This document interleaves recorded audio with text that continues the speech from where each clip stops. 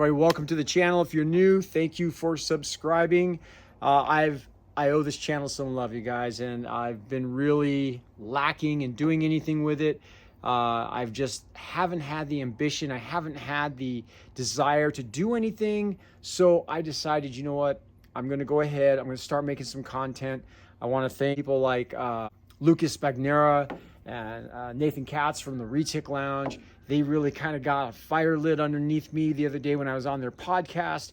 So I really wanted to do something and start giving back to the Retic community. Today, what I would like to talk about is natural disasters. Before we go into natural disasters, I'm going to introduce you to Scarface. Scarface is my 2-year-old platinum Sunfire Pied, and he's just the cutest little thing. He is my boy from Chris McVicker over at New Shed Serpents, and this guy is such an amazing, amazing animal. I have been given the wonderful opportunity of raising this guy. He was born with his umbilical cord wrapped around his head when he was born, so he's got a cleft lip, but he's got a really cute, derpy face, and he's one of my favorites. So anyhow, here in California, we have been dealing with wildfires. We've been dealing with a lot of small fires, but I'd like to share with you in 2015, we went through a 77,000 acre wildfire. A wildfire that we had to take our animals, we had to take all of our reptiles, our tortoises, dogs, cats, we have horses and goats and pigs. We had to take all the animals and take them to the ASPCA. So when you've got 15, 16 snakes, you've got 4 tortoises, and you've got some lizards, and you're trying to figure out where to take all the animals, sometimes the SPCAs, the animal shelters, they're not equipped to take care of reptiles. So it was in the summertime. They were all in locked bins, and I got really lucky, but we were out of our house for 14 days during that episode, and the fire burned through our town. Like I said, it burned 77,000 acres. We didn't know if our house had burnt down or not.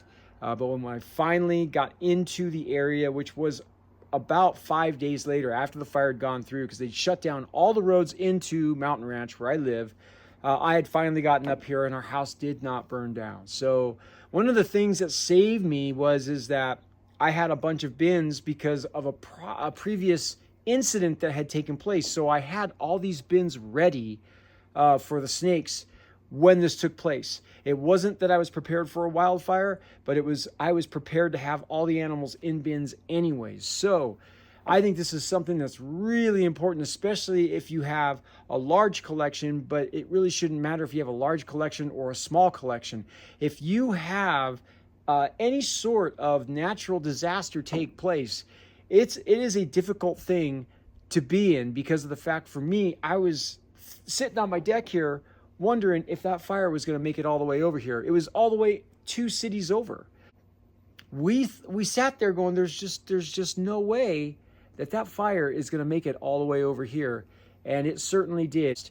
It was burning at a high rate of speed. It was burning hotter than any fire they had ever fought. This was at one point, I believe the firefighters had mentioned that this was the fire that they never wanted to see. We were prepared. We got all of the animals in the bins, loaded them up in the car, and then we went to the SPCA to go drop them off, the animal shelter, and they said no. They were not going to take our reptiles in. I had a friend of mine, and I'm really grateful in some cases for social media, because somebody had heard about the incident that had taken place, and they called me immediately and said, hey, bring your snakes here. We'll take care of your reptiles. So all the tortoises and all the snakes went over to a friend's house where they got to stay, and they were kept warm for roughly 7 days until we could get back in the house. Also didn't have a generator prior to that. So getting a generator is also another thing that's important on the list, especially when you have reptiles, because when the power goes down, especially in the wintertime, and they need heat, you got to make sure that they're taken care of. So we now have a generator. We've had a generator now since 2015. But lately here, we have had fires being started. They've been talking about that they're possibly arson. Hey, you, how are you? They think that they're arson related, but nonetheless, we've had like 4 fires in the last week. One of them was right over on the other side of those trees. We were sitting here, we were watching it. We were watching the planes fly over our house.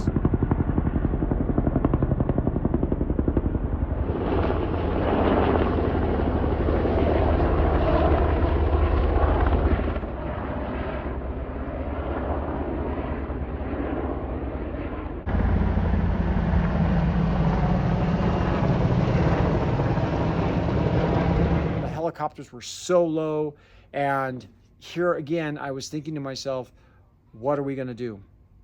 Do I need to get all the bins ready?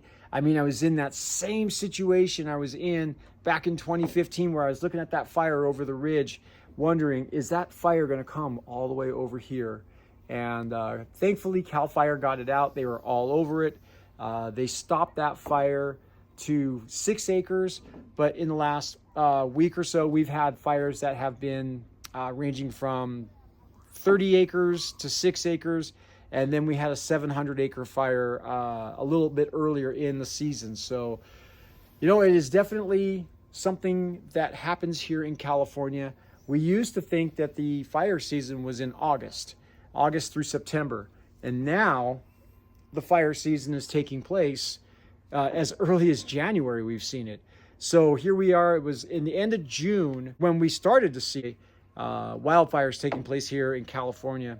The weather has been just ridiculously hot.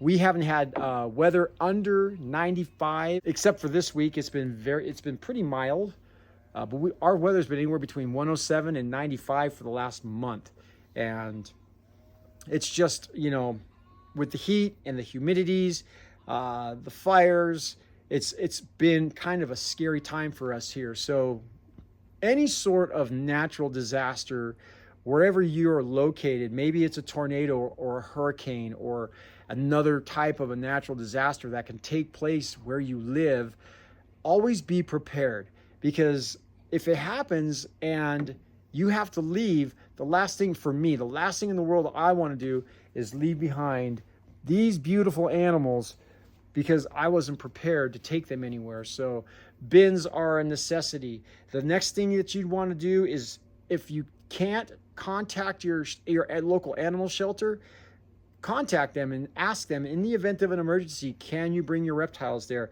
If they don't allow it, make sure you have a backup plan. Make sure you know somebody in the area that can take your snakes, and they can take them safely. They can keep them warm, keep them with water, make sure that they are taken care of. You know, in the event of a wildfire, you want your animals to be safe too, you know, and when we finally got to a place during that wildfire, we were safe, right? I really didn't care if we lost our house, because everything in the house that can be replaced.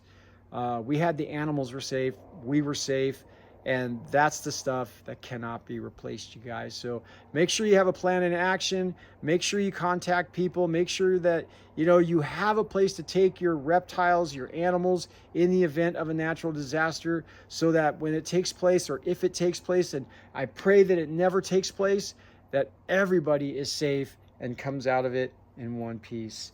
You guys, this is Scarface. This is Scarface right here. He's my little baby. This guy is 2 years old. 2 years old, and he's roughly 8 feet long.